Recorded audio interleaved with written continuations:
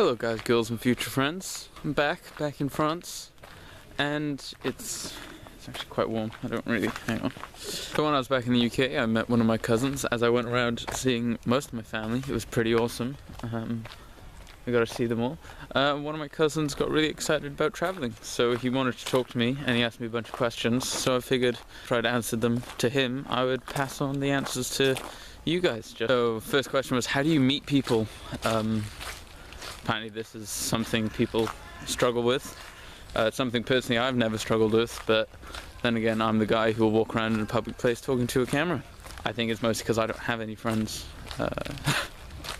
For me, this just kind of comes under the bracket of how do you make friends at a new workplace, how do you make friends on a walking tour, at school, or wherever, you know, you just get attracted to the people you get attracted to, and they get attracted to people they get attracted to. Yeah, if you enjoy their company, then stick around. If you don't, then don't. I guess that's kind of how life works more than anything. So I booked my first hostel and then organised it from there. That is something I personally have never done and would never do. I have seen loads of people do that.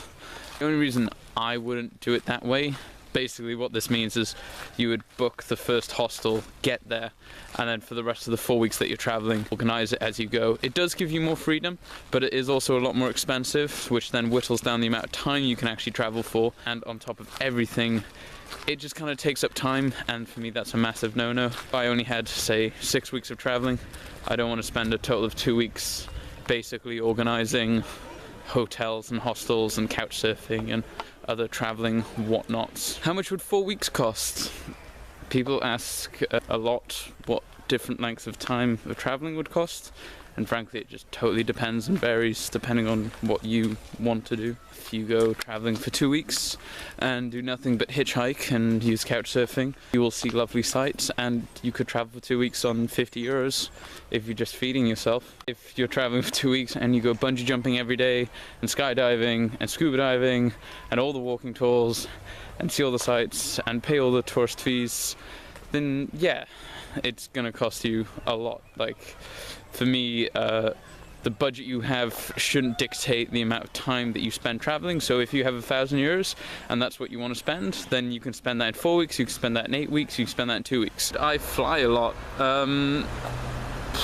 Yeah, if you want to fly, then go for it. I wouldn't recommend international flights every few weeks because that's going to take up a lot of your time, very similar to the booking a hostel at the start of your trip. It's your choice, but you know, if you want to do a 3-week trip, I wouldn't recommend flying from the US to Europe, from Europe to Asia, from Asia to Australia, because if you do that, you're going to spend a good week of your 2-week trip in airports. Depends what you're into. I love airports. I love international people. I love being at airports and just sitting down and seeing all the different languages being spoken.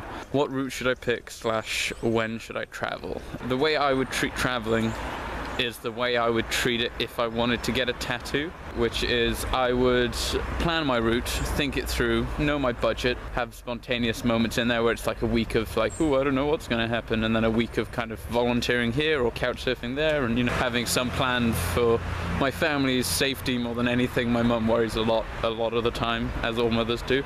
And then a week for, you know, pure enjoyment and just to see what would happen. Then what I would do is basically I would shelve that plan, then I would come back to it in a month, and then I would see if that plan still appeals to me, see if it's still awesome. If it is and I can afford it, then why not go for it? And the other two things I wanted to bring up quickly.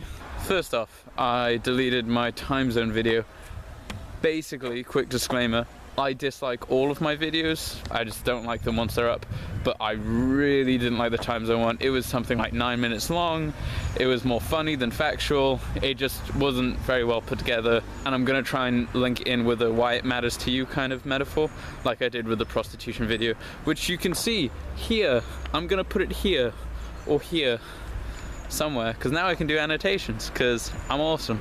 Second and last point before I go is I'm going to change the name of the channel. Thank you very much for watching, and I will see you either when I upload the time zone video, which hopefully will be soon, another vlog if I have a nice idea for something. See you soon. Oh, Merry Christmas.